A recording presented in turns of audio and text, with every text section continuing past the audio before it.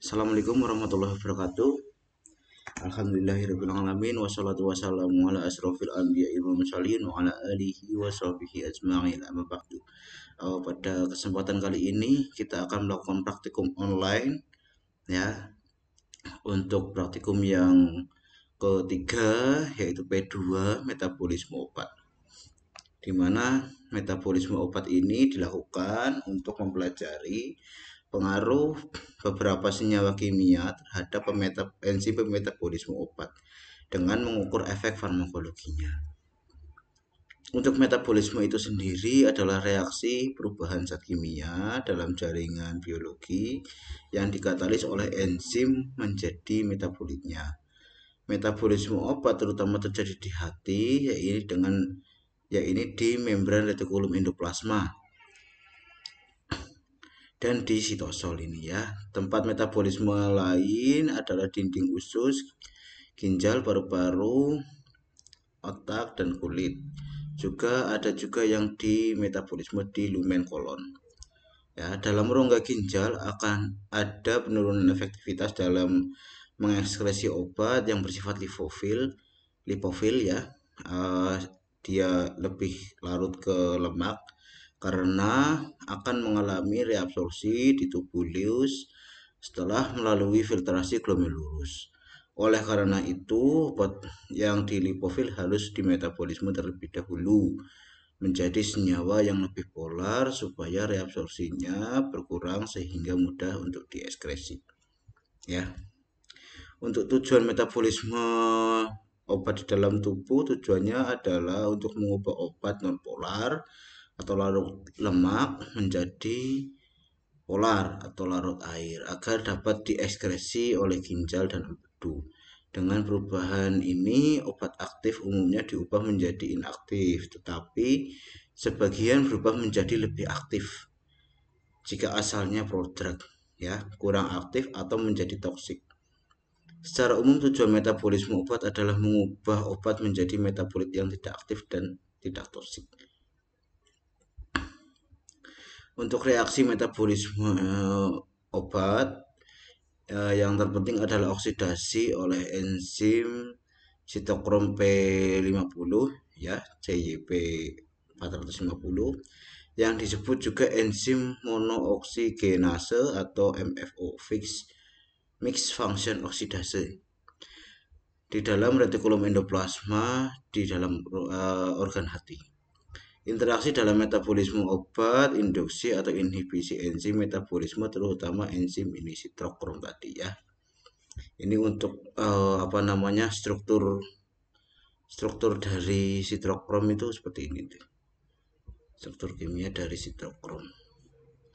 Sedangkan untuk faktor-faktor yang mempengaruhi metabolisme obat di dalam tubuh itu ada faktor genetik. Jadi ketika misalkan kita menggunakan hewan uji, genetik antara tikus yang galur wistar atau tikus yang hitam itu akan ada pengaruh terhadap metabolisme obat ya. Ya, perbedaan faktor genetik ini akan mempengaruhi metabolisme obat. Terus untuk perbedaan spesies dan galur itu tadi sudah dijelaskan. Terus perbedaan antara jenis kelamin pasti memberikan hasil metabolisme obat yang berbeda ya, karena ya hormon-hormon antara jenis kelamin jantan sama betina kan berbeda. Perbedaan umur ini biasanya untuk misalkan ketika manusia antara bayi dan orang dewasa itu metabolisme obatnya kan pasti berbeda. Penghambatan enzim metabolisme, induksi enzim metabolisme, dan inhibisi enzim metabolisme. Ini yang kita akan pelajari antara induksi enzim metabolisme dan inhibisi. Ya, apa pengaruh dari induksi, apa pengaruh dari inhibisi enzim metabolisme itu akan dipelajari di sini. Lalu apa sih itu induksi dan inhibisi? Induksi itu berarti peningkatan sistem enzim metabolisme pada tingkat transkripsi sehingga terjadi peningkatan kecepatan metabolisme obat yang menjadi substrat enzim yang bersangkutan. Sedangkan untuk inhibisi metabolisme berarti hambatan yang terjadi secara langsung dengan akibat peningkatan kadar substrat dari enzim yang dihambat juga terjadi secara langsung. Jadi intinya untuk induksi itu mempercepat reaksi metabolisme, sedangkan inhibisi itu dia yang menghambat reaksi metabolisme. Untuk jalur metabolisme obat oleh enzim ada dua fase, yaitu fase pertama itu terdiri dari reaksi oksidasi. Reaksi oksidasi dibagi menjadi dua, yaitu oksidasi yang melibatkan enzim sitokrom ya, dan oksidasi yang tidak melibatkan enzim sitokrom. Reaksi ini terjadi pada berbagai molekul menurut proses yang dipengaruhi oleh struktur kimianya. Reaksi tersebut antara lain reaksi hidrolisasi pada golongan alkil, alril, dan heterosiklik. Reaksi oksidasi alkohol dan aldehid, reaksi pembentukan N-oksida dan sulfoksida, reaksi deaminasi oksidatif, dan pembentukan inti, dan sebagainya. Yang kedua adalah reaksi reduksi. Reaksi ini kurang penting dibandingkan reaksi oksidasi. Reduksi terutama berperan pada nitrogen dan turunannya ya, azoik dan nitrat. Kadang-kadang pada karbon juga ada. Hanya beberapa obat yang mengalami metabolisme dengan reaksi reduksi ini, baik dalam letak mikrosomal maupun non-mikrosomal. Reaksi berikutnya adalah reaksi hidrolisis, di mana proses lain menghasilkan senyawa yang lebih polar adalah hidrolisis dari ester dan amida oleh enzim. Esterase yang terletak baik mikrosomal dan non-mikrosomal akan menghidrolisis obat yang mengandung gugus ester ya. Jadi obat-obat yang mengandung gugus ester ini akan dihidrolisis ketika reaksi hidrolisis. Prosesnya itu di HEPA lebih banyak terjadi reaksi hidrolisis dan terkonsentrasi seperti hidrolisis peptidin oleh suatu enzim esterase non-mikrosomal terdapat dalam darah dan berbagai jaringan yang lain. Untuk reaksi yang kedua adalah fase sintetik, yaitu konjugasi asam glukuronat. Ini salah satu contohnya. Konjugasi dengan asam glukuronat merupakan cara konjugasi umum dalam proses metabolisme. Hampir semua obat mengalami konjugasi ini karena sejumlah besar gugus fungsional obat dapat dikombinasi secara enzimatik dengan asam glukuronat dan tersedia D-asam glukuronat dalam jumlah yang cukup pada tubuh. Koenzim antara bereaksi ini antara UDPGA ya, ini singkatannya dari ini, bereaksi dengan obat dengan bantuan enzim UDP glukorosil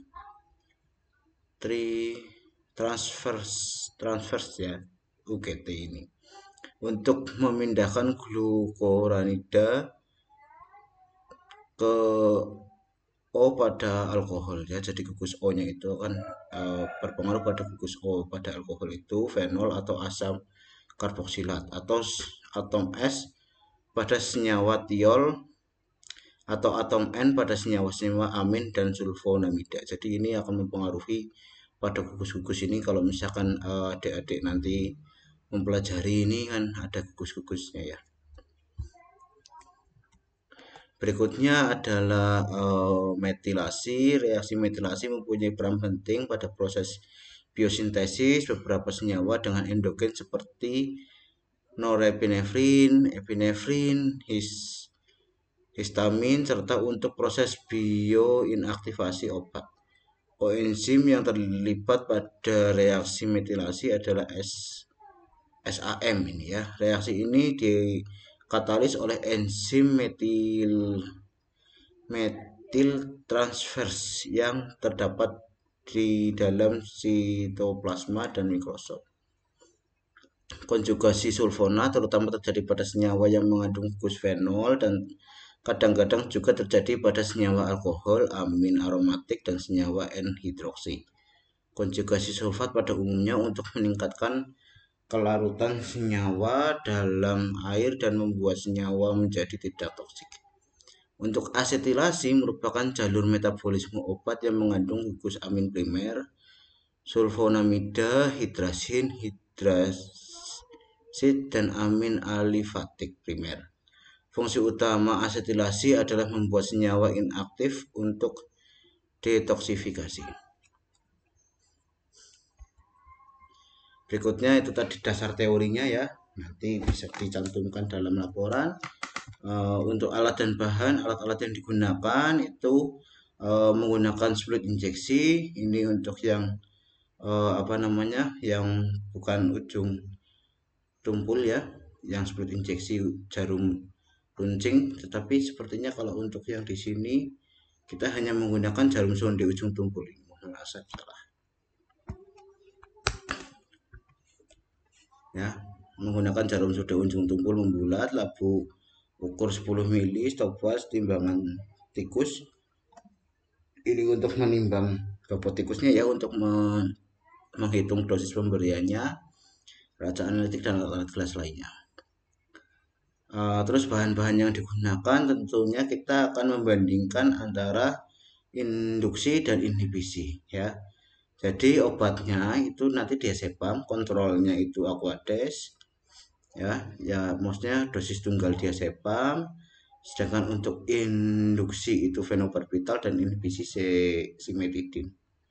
Untuk hewan ujinya kita menggunakan tikus wistar galur putih. Nah, cara kerjanya bisa dilihat di sini. Untuk cara kerjanya, siapkan alat bahan ya, terus ini menjadi 4 kelompok. Sebenarnya 3 kelompok, ini 3 kelompok dibagi menjadi 3 kelompok, mendapat perlakuan 3 tikus per kelompok ya. Ini untuk replikasinya. Kenapa harus replikasi? Jawabannya ya untuk bisa memastikan kalau misalkan hasil kita itu biasa atau tidak gitu. Nanti hasilnya di rata-rata antara 3 tikus itu ya, ditimbang bobot badan tikus itu untuk perhitungan dosisnya. Terus hitung konversi dosis. Ini kenapa dikonversi? Jadi diazepam itu kan diberikan untuk manusia ya, tidak mungkin kalau misalkan kita memberikan pemberian obat diazepam tanpa mengkonversi dosisnya terlebih dahulu ya. Jadi harus dikalikan faktor konversinya, terus pembuatan larutan stok ya, karena sediaan yang ada itu kan bentuknya tablet ya.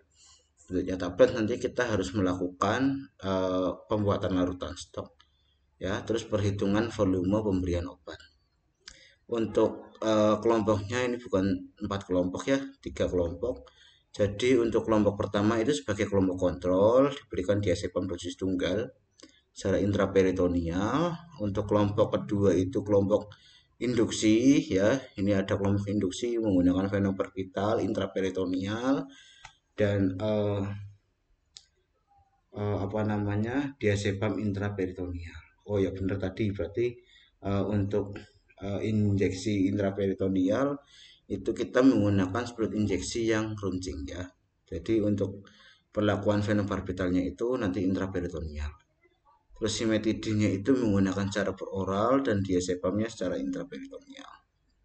Nah, setelah 3 kelompok ini diujikan, nanti diamati onset dan durasi terjadinya hipnosis berdasarkan refleks balik badan dan jumlah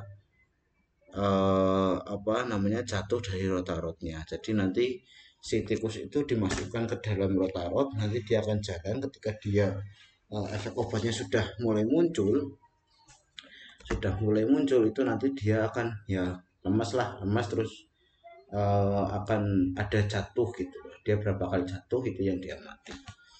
Dibandingkan efek yang terjadi akibat pengaruh pemberian obat bersama dengan induktor dan inhibitor enzim ya. Jadi setelah diberikan perlakuan, terus diamati refleks balik badannya seperti biasa, terus nanti ditaruh, si tikusnya itu ditaruh dalam rotarot ya, itu kayak alat yang buat muter yang berjalan-jalan dari tikus itu. Terus ketika obatnya diazepam itu sudah mulai bekerja, dia akan mulai lemas dan dia sering jatuh gitu. Nah, terus untuk perhitungan dosisnya, Untuk diazepam dosis pada manusia 10 mg per 70 kg berat badan, ini untuk manusia ya, dosis maksimalnya kan itu. Terus untuk dosis konversinya itu faktor konversi dikali dosis obat ya, dibagi berat badan tikus. Jadi faktor konversi untuk tikus itu 0,018 dikalikan dengan dosisnya 10 dibagi bobot tikus ya. Bobot tikusnya di sini dianggap 200 gram ya, bobot rata-rata tikus 200 gram. Nah, sama dengan 0,18 mg per, ini untuk dosis untuk tikus per 200 gram ya, rata-rata bobot tikus ya. Untuk konsentrasi larutan stok ya, jadi setelah ini dosisnya sudah tahu, kita buat konsentrasi larutan stok ya, dosis konversi dibagi volume maksimal pemberian. Untuk dosis konversinya itu tadi sudah diketahui 0,18 dibagi dengan 5, itu volume maksimal pemberiannya ya, sama dengan ini. Terus nanti ini 1,8 mg per 50 mili. Lalu pembuatan larutan stoknya kita butuhnya ini ya, konsentrasinya 1,8 mg per 50 mili. Terus karena kita butuh konsentrasi larutan stok seperti ini, kita buat larutan stoknya. Volume F1 kali M1 sama dengan V2 kali M2. V1 kali M1 sama dengan V2 kali M2. V1 kali ini 5 mg per mili ya, dikali 50 mili per ini kekuatan tadi yang konversi larutan stoknya, konsentrasi larutan stoknya ya. Nah, volume 1 dikali ini sama dengan sekian. Nah, terus untuk volumenya 0,36 mili. Untuk volume pemberiannya nanti kita hitungkan. Untuk volumenya itu berat badan tikus per per 100 dikali setengah kali volume maksimal pemberiannya ya. Jadi berat badan tikusnya misalkan 200 ya. Kalau misalkan di sini kita timbang berat badan tikusnya 200, maka 200 per 100 kali setengah kali 5 didapatkan 5 mili. Jadi pemberiannya 5 mili. Terus untuk misalkan di sini tikus yang kedua itu bobotnya 150 gitu ya, 150 berarti 150 per 100 dikali setengah kali volume maksimal pemberian ya, jadi didapatkan 3,75 mili. Kemudian untuk tikus 2 dengan bobot 150 itu diberikan 3,75 mili. Untuk volume fenobarbital diazepam caranya sama aja, nanti bisa dilihat sendiri. Terus untuk simetidin juga sama. Terus nanti tabel hasilnya nanti dibuat seperti ini.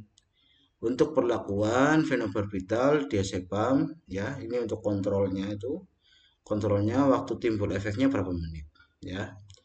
Terus untuk fenobarbital waktu timbul efeknya berapa menit. Terus berikutnya juga sama perlakuannya untuk simetidin ya, ini untuk inhibitornya waktu timbul efeknya berapa menit gitu. Logikanya ketika diberikan induktor maka metabolisme obatnya akan lebih cepat, sedangkan untuk diberikan inhibitor maka metabolismenya akan lebih lama gitu. Ini untuk tugas silakan dicantumkan dalam laporan praktikum. Yang pertama, sebutkan senyawa yang dapat menginduksi dan menginhibisi enzim yang berperan dalam metabolisme obat. Yang kedua, jelaskan mekanisme dari induksi dan inhibisi. Jadi mekanisme induksi itu seperti apa? Kok bisa menginduksi obat yang tadi diazepamnya, itu mekanismenya seperti apa? Inhibisi mekanismenya seperti apa? Jelaskan hubungan antara induksi dan inhibisi enzim dengan efek farmakologi dan toksisitasnya. Nah, terus untuk misalkan ini kita menggunakan data simulasi ya, karena kita tidak melakukan praktikum secara langsung ya. Ini untuk perlakuan diazepam aquades ya, ini untuk kontrolnya diazepam fenobarbital, diazepam cimetidine. Untuk onsetnya itu pada menit ke-12 timbulnya, durasinya selama 6,5 menit. Untuk onset yang fenobarbital yang induksi 41,25.